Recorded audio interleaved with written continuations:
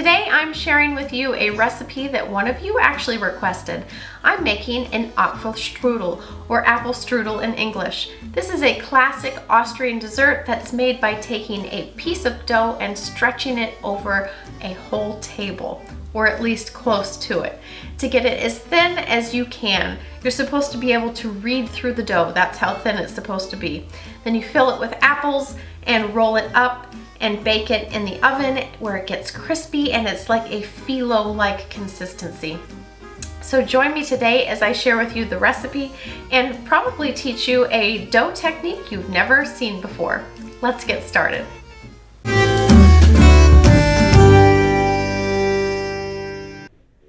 First, you're going to start by making the dough at least a couple of hours before baking. To a mixer, add 400 grams or 3 1/3 cup of all-purpose flour, 1 teaspoon of salt, and give that a quick whir to combine. Then add 1 1/2 tablespoons of a neutral tasting oil, like vegetable oil, and 220 milliliters or a scant 1 cup of water. Knead that for a minute or two until the dough pulls away from the sides of the bowl. Mine was a tad bit dry, so I added another splash of water and it came together after that. Then continue to knead that for about 10 minutes or until it can pass the window pane test, which is where you stretch a small piece of dough, and if it stretches without breaking and you can see light through it, then the gluten is properly developed. Mine needed a bit more time. My dough was able to pass the window pane test after about 15 minutes of kneading.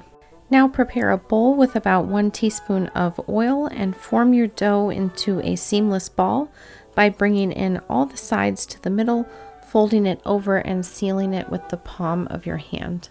Then pulling the ball to create tension and then scooting any remaining seam on your work surface to seal the ball. Not having any seams will be helpful for when you are later stretching it. Then oil both sides of the ball with the oil in your bowl and cover it and let it sit for 1 to 4 hours in your refrigerator. The longer the resting time, the easier your dough will be to stretch. You can even leave it overnight or up to 3 days in the refrigerator. Now take a clean sheet and drape it over your kitchen table and sprinkle it with flour, rubbing it into the sheet. Take your dough out of the refrigerator and start gently stretching it into a rectangle, bringing the majority of the dough away from the center and guiding it towards the edges.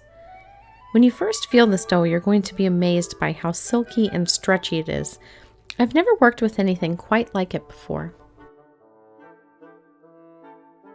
Then make 2 fists and stretch the center sort of the same way pizza dough is stretched.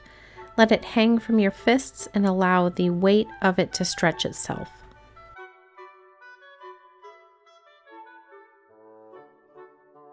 Then place the rectangle of dough onto your floured sheet and use a floured rolling pin to thin it and guide the edges outward.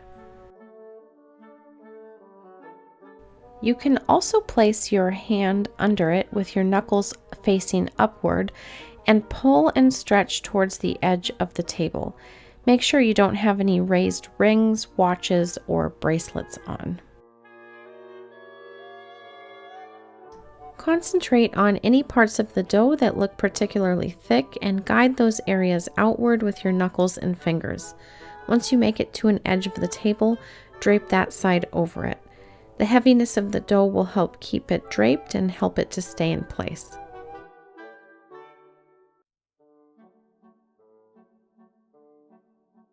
I found it easiest to first stretch the dough across the width of the table before trying to stretch the length of the table, because having it draped over 2 sides helped it to stay in place when I was stretching it lengthwise.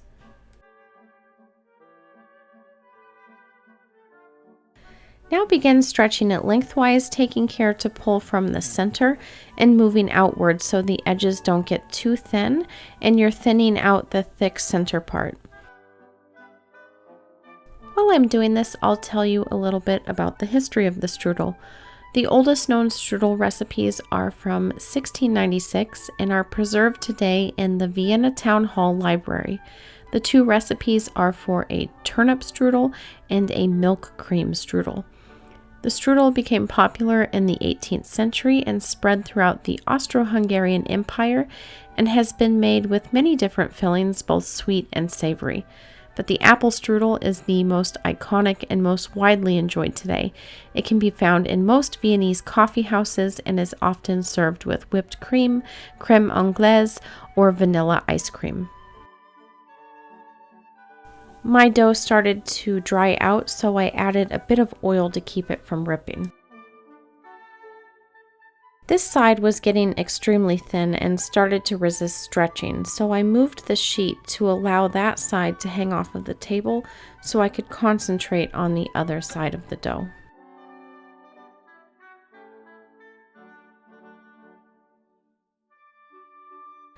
You can see just how paper thin the dough was getting at this point, so I really concentrated on any remaining thick areas, as well as trying to get the dough into an even rectangle. You often see strudel doughs stretch the full length of a table, but the size of your table does matter. I have a 6-person table. You could probably get it to drape over every edge if you have a 4-person table. So I just stretched it as thin as I could before deciding it could go no more. If you've enjoyed this video so far and have learned something, hit that like button and consider subscribing. I make a European recipe from a different country every single week. I then drag the sheet to have the uneven, finicky side drape off the table, and then I cut the thick hanging edges off with a pair of scissors to make a perfect rectangle with no thick pieces of the dough hanging off the side. I did get a couple of holes along the very edges, but it didn't affect the end result because they were just on the very edge. To make the filling, you're going to peel, core, and very thinly slice 2 1/4 pounds or 1 kilo of tart cooking apples and mix them with 100 grams or half a cup of sugar mixed with a 1/4 teaspoon of cinnamon.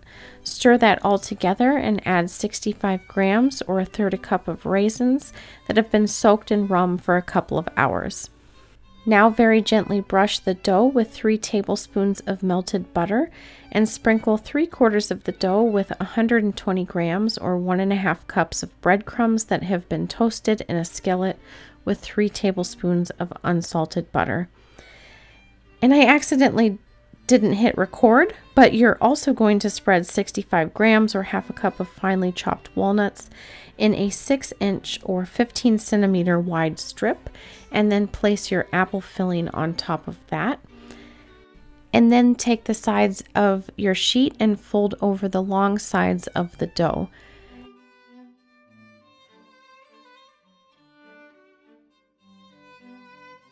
Now lift up the short side of the sheet and use it to roll up the strudel. Roll the strudel so the seam is on the underside.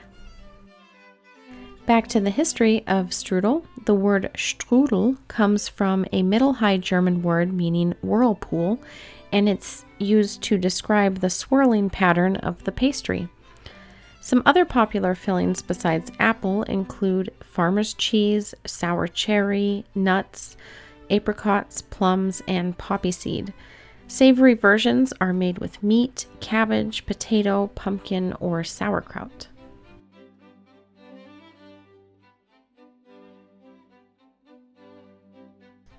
Then very carefully transfer it to a parchment-lined baking sheet and form it into a horseshoe shape. Then you're going to brush the top with a little bit of melted unsalted butter. Bake it in a 400-degree Fahrenheit or 180-degree Celsius preheated oven for 30 to 35 minutes or until golden brown and crispy. This is best eaten the day it's made, preferably warm. And before I cut to the B-reel, I just want you to hear that amazing crunch from this crispy, thin dough.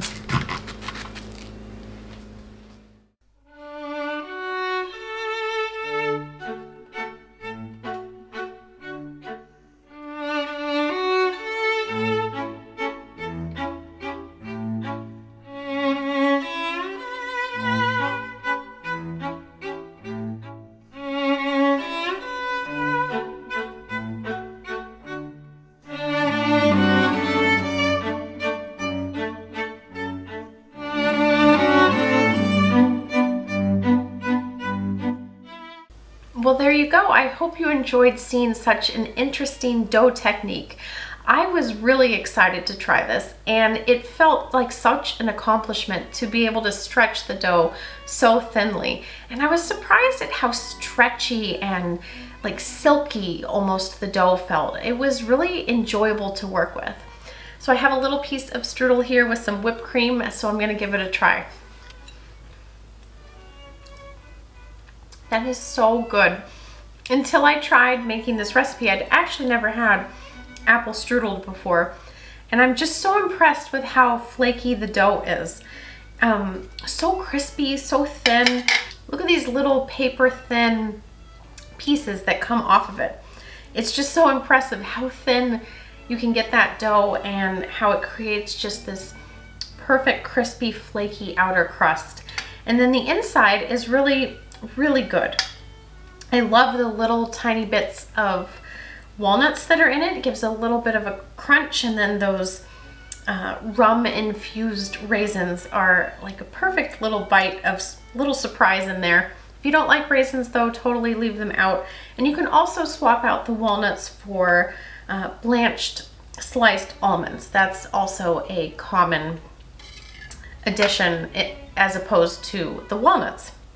But anyways, don't be intimidated to try this. It's actually really rewarding and fun to do. It just takes some patience and time to stretch that dough and try your best not to get any holes in it. But if you do get holes in it, it's not the end of the world, because when you roll it up, it creates lots and lots of layers that wrap those apples up. So if there's a hole here or there, you can either patch it or just leave it, and it'll probably be just fine. So I encourage you to try this. American Thanksgiving is coming up, and instead of making an apple pie, perhaps make an apple strudel. Please let me know if you try it. And also let me know if there are any other recipes from Europe that you'd like to see me try in a future video. As you see, I do make requests from my subscribers. If you enjoyed today's video and you learned something, hit that like button and consider subscribing. I make a new video every week from a recipe from a different European country and share the history and traditions associated with each recipe. If you'd like another apple recipe, try my English apple dappy. And if you want something else with walnuts, try my Croatian walnut cake. And I'll see you next time.